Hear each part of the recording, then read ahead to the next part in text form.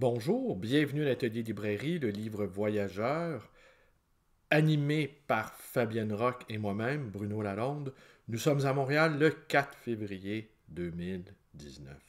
Alors, je vais vous lire un petit passage de ceci, interdit d'écrire, un livre d'entretien que accordé Michel Surya, que je connaissais de réputation pour avoir, et pas juste de réputation, pour avoir lu il y a une bonne trentaine d'années son Bataille. Et là, j'ai appris qu'il l'avait écrit en 6 mois, son Bataille, et qu'il avait lu l'intégrale de Bataille. Est-ce qu'on peut le voir ici? Non, on ne le voit pas, il est caché. Là. Bon. En fait, ici, on est je dis l'atelier librairie, parce que l'atelier librairie, c'est partout. C'est dans la librairie, c'est dans l'atelier de Fabienne, et c'est dans notre appartement, c'est dans le studio aussi. C'est partout où on travaille, c'est partout où on réfléchit. Et personnellement, je ne fais plus la différence entre ma vie privée, ma vie publique. Bon, il y a des choses que je garde pour moi, n'est-ce pas, qui n'intéressent personne. Mais l'atelier librairie, c'est un lieu de vie. Voilà. Et j'écrivais peut-être de manière fort insolente que j'étais l'être le plus libre que je connais. Que je connaisse. Voilà, l'être le plus libre. Il y a toutes sortes de raisons, mais le fait d'être libraire. Hein? Dans le mot libraire, on entend libre. Libre comme l'air. Hein? Et je vais vous lire un tout petit passage de Surya. Et je vais enchaîner après avec quelque chose qui me dérange. La littérature, la pensée sont les seuls endroits où cela reste possible. Les questions de la liberté ici. Ou être libre, autrement dit, reste possible qui ne l'est presque plus nulle part. Je veux faire en sorte que le temps qui me reste, je puisse me montrer plus libre encore. Si j'ai choisi ce titre, Défense d'écrire, puisqu'il en fallait un et qu'aucun ne s'imposait vraiment, c'est songeant à cet étonnement que j'avais quand j'étais enfant et que je lisais sur les murs de la ville où je vivais, Défense d'afficher. J'en ai bien sûr compris et mesuré tout de suite l'interdit qu'il prononçait. Encore qu'en partie, d'abord, parce que j'étais troublé en même temps, parce que ce mot, parce que cet impératif défense pouvait avoir en soi d'ambivalent, dont je mesurais bien qu'il disait autre chose aussi. Pas seulement autre chose au juste, mais le contraire exactement. Je précise. Avant de vouloir être écrivain, en même temps que j'ai voulu être musicien, mais musicien, j'ai toujours voulu l'être, je le veux même encore depuis si longtemps que je sais que le temps est définitivement passé que je le sois, j'ai voulu être avocat. J'ai vérifié. Défense d'afficher est l'effet bizarre et paradoxal de la loi du 29 juillet 1881 portant sur la liberté de la presse, dont l'article 1 dit « L'imprimerie et la librairie sont libres. » Liberté qu'il fallait défendre, dès lors, quoique j'ai moi-même compris le contraire, qu'elle devait être surveillée, empêchée. Liberté qu'il fallait sans cesse, à toute force même, augmenter. Ce qu'il n'y a en effet que l'imprimerie et la librairie à pouvoir faire, autrement dit, l'écriture. Oui, ben voilà. Je pense nous avons tous cette impression-là d'enfermement, d'une part, et de surveillance quasi généralisée. Ben, en fait, la surveillance, elle est totale. Les mécanismes de surveillance sont partout installés et les 3 derniers héros intellectuels que nous avons eus, un est en prison, l'autre est en exil, Il y en a 4, en fait. Il y en a même un qui s'est suicidé. En fait, les 4 derniers héros que nous avons eus, un est en exil, l'autre est en prison, l'autre mène une vie assez étonnante et le 4e s'est enlevé la vie.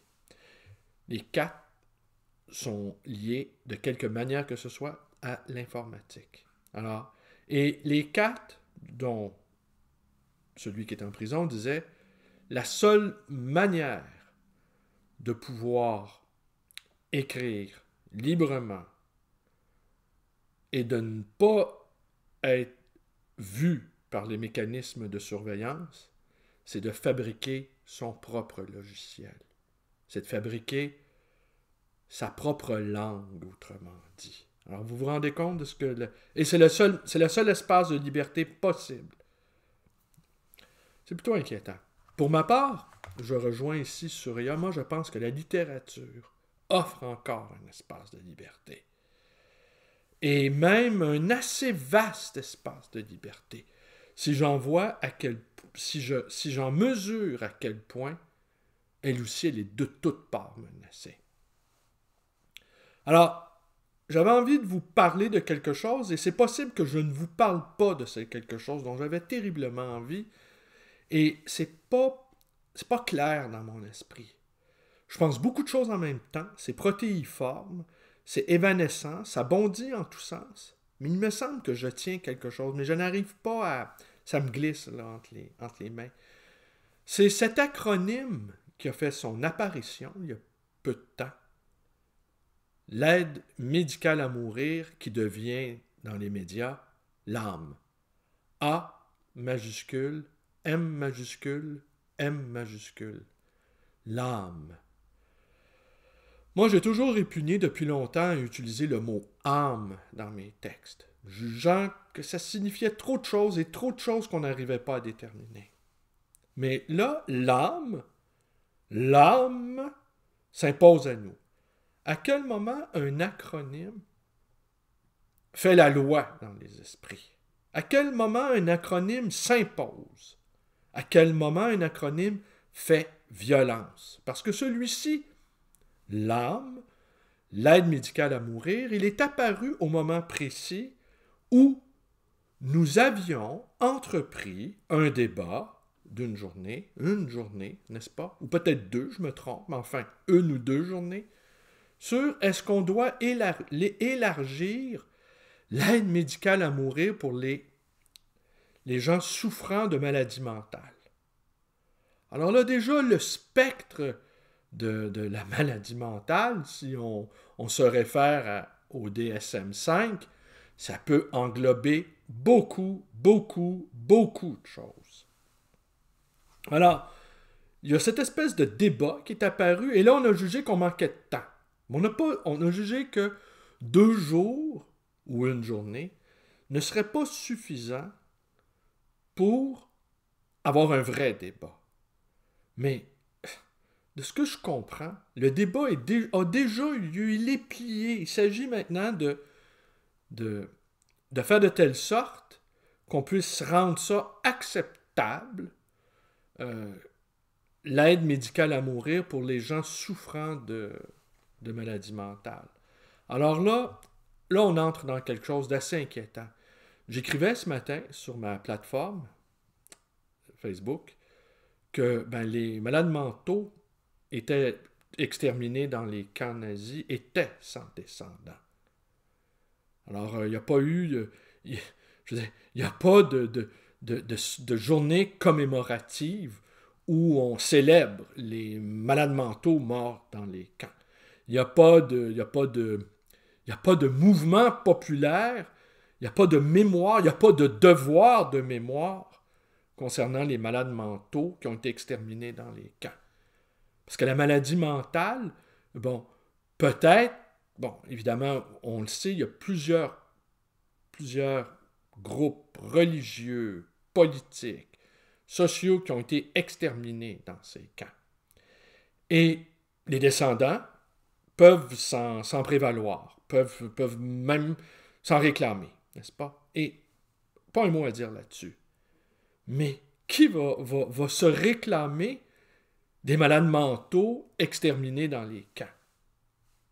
Personne. il va sans dire. Et pourtant, vous voyez le raccordement que je fais, peut-être que vous le jugerez abusif, mais notre société, qui se dit et qui l'est, mais on se demande bien aussi si les pirouettes, les prouesses, dis-je, pardon, technologiques ne sont pas à la gloire même de la technologie plutôt que de la réelle compassion. On se rappelle que les camps, entre autres, ont été créés pour protéger les bourreaux de leur propre sentiment à la fois de culpabilité et de vulnérabilité. Hein? La solution finale, la technique de la solution finale, c'est qu'on s'était aperçu que il y avait plusieurs problèmes. D'abord, il y avait le problème d'exécuter au fusil des gens. Alors, les assassins qui obéissaient aux ordres, finissaient par sombrer dans une sorte de folie. Alors, en créant une méga structure où chaque acte individuel est dilué dans la bureaucratie, eh bien là, maintenant, on est déconnecté. Alors, c'est sûr que tuer des gens à coups de fusil, puis après ça, les enterrer, c'est beaucoup, beaucoup, beaucoup de travail. Tandis que en segmentant toutes les activités meurtrières, eh bien, on dégageait la responsabilité individuelle et on protégeait ainsi les tueurs. Alors, c'est un acte de compassion à la base pour ceux qui avaient à supprimer des gens. Alors, c'est évident, notre société ne supporte plus la souffrance, ne supporte plus la mort. En fait, ça, c'est les très riches. Parce qu'il faudrait voir aussi que dans le cas des transhumanistes, hein, les très, très, très, très riches, qui ont quitté la table, hein, ils ont quitté la partie. Hein. Pour eux, si vous voulez savoir ce qui s'en vient, vous n'avez rien qu'à réfléchir à comment Peter Thiel pense, ou Bezos pense, ou le créateur de Facebook pense à avoir une petite idée. Pour eux, la chose est pliée, la démocratie ne fonctionne plus, les problèmes sont insolubles, et eux, maintenant, et même la question de l'argent pour eux est rendue caduque. La vraie question maintenant, c'est comment prolonger la vie le plus longtemps possible. L'ennemi, pour les transhumanistes, c'est la mort. Et pour notre société, l'ennemi, c'est la souffrance. Et c'est toutes les choses que nous n'arrivons plus à contrôler qui sont en nombre croissant.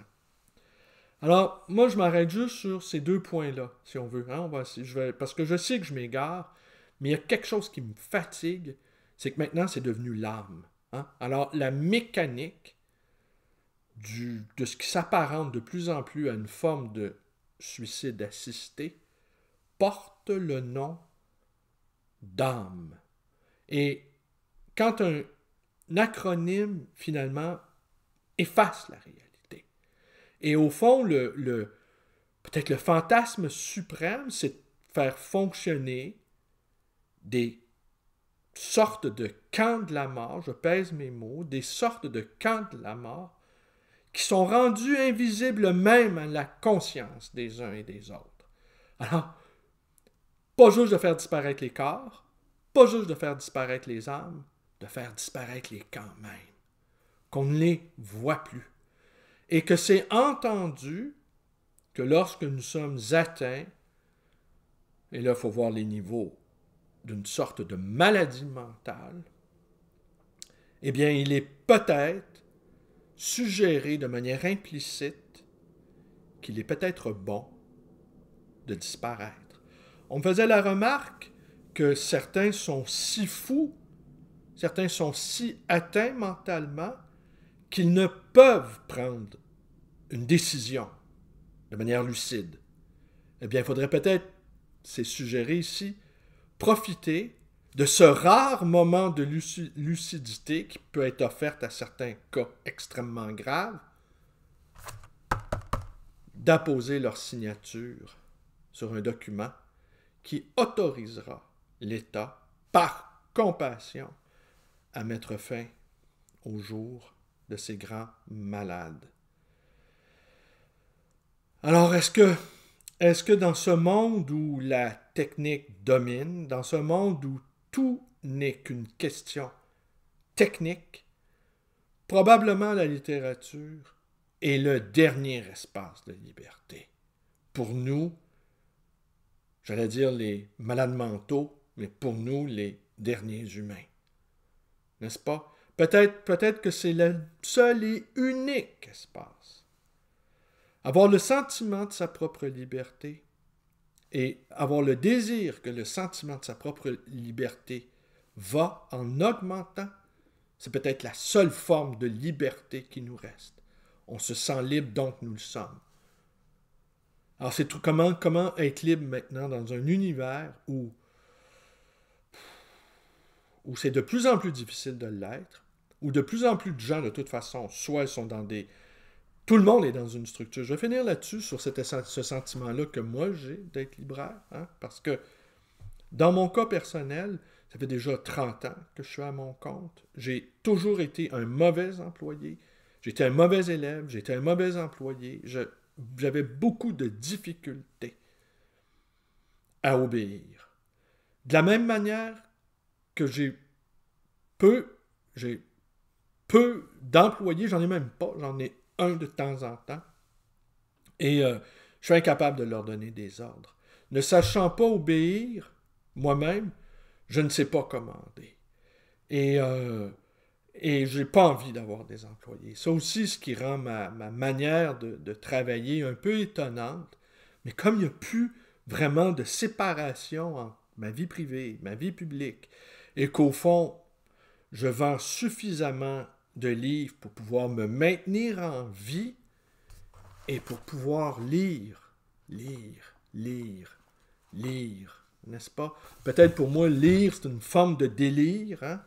Sans doute, mais si ça me permet d'échapper à cette atmosphère de censure, d'autocensure et d'absence de sens, de censure avec un S, eh bien, je vous invite à le faire. Je vous invite à... En fait, c'est presque la seule chose que j'ai à vous dire. Sauvez-vous. Sauvez-vous, fuyez, et si un jour vous en avez marre de ce monde-là, ne confiez pas votre mort à l'État. Ne confiez pas votre vie à l'État. Et ça, c'est peut-être ça aussi, hein? L'artisanat de la mort. Hein? On se la donne soi-même. On a de la misère à vivre par soi, et même notre mort, pour finir, nous sera confisquée. Hein? Obéissant du berceau jusqu'au tombeau, accroché aux mamelles d'une sorte d'État tout-puissant qui nous surveille, et qui ne nous surveille même pas, parce que de toute façon, nous sommes tellement prévisibles, n'est-ce pas? Peut-être que j'ai déraillé fort, c'est possible, mais je suis taraudé, je suis bouleversé par cet acronyme qui tout à coup ressemble et a la même consonance que le mot âme dans un monde où l'âme n'existe plus. Et que là, maintenant, c'est l'âme. Hein? C'est l'âme. Et je suis bouleversé par tout ça. Je suis bouleversé qu'on puisse l'élargir. Et jusqu'où allons-nous l'élargir? Je suis bouleversé par l'idée que maintenant le débat n'aura pas lieu, mais le débat porte sur la durée du non-débat. Je suis bouleversé par l'absence de réaction. Je suis bouleversé par l'espèce d'apathie, de mollesse, d'indifférence. Je suis bouleversé, en fait. Alors, il est 10h04. Je vais me préparer. J'ouvre la librairie à 11h. En fait, la seule chose qui me tienne, c'est mon horaire. Mon horaire. Et je pourrais très bien ne pas ouvrir aussi, si je le voulais. Mais j'ouvre. J'ai du plaisir à être dans ma librairie. Ça, il faut bien le dire. J'ai du plaisir à... C'est fou, hein? J'ai vraiment... Ça paye mal, ça paye même très mal. Mais le prix de la liberté, là, hein? Le prix de la liberté.